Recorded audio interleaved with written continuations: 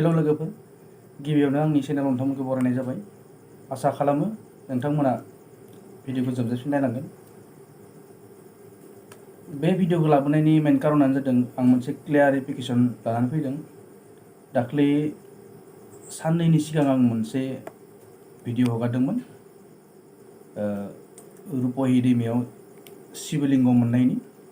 शिवलिंग मोननाया नंगौ, नाथाय बेयो मानसि बानायनायसो। नोंथांमोना नुबाय जानो हागौ गुबुन गुबुन चेनेलफोराव।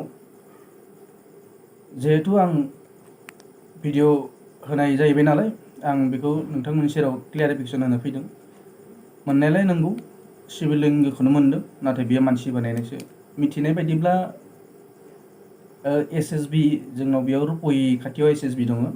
रुपाहि थोरिबारि होननाय जायगायाव SSB केम्प दङ।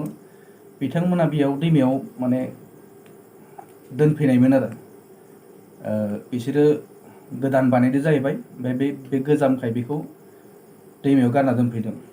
दा बेखौ बोरै मिथिगौ होनबा, जोंनि जायगानिनो सानैसो खामानि मावग्रा सुबुं दंमोन। बिसोरजों लोगोआव बै गारनाय समाव बिसोरो खोन्थाबाय। जाथायखौ उनावसो मिथिदों, बयबो आसरित जाबाय आरो खोथाया बिदिसोमोन होनबानानै। उल्थासो जाहैबाय। बियो महादेब बाबा बा भलेनाथ बाबाजों दैथायहरजानाय शिवलिंग नङा, बे मानसियानो बानायनाय आरो मानसियानो बे दैमायाव दोनफैनाय शिवलिंग आरो। आंनि बे चेनेलाव जायफोर नायगिरि बिथांमोन दङ, बिथांनो आं बे खोथाखौ फोरमायनाय जाबाय। नंगौ, शिवलिंग मोननाया थारैनो नंगौ, नाथाय बियो गसाइजों दैथायहरजानाय नङा। लोगोफोर, भिडिअखौ आं गोलाव खालामनो सानाखै। आंनि बुंनांगौ खोथाया, क्लियारिफिकेसन होनांगौ खोथाया बेखिनियानोमोन। भिडिअ होनायफोराव माबाफोर गोरोन्थिफोर जादोंब्ला अन्नानै गावनिनो सानना निमाहा होदो।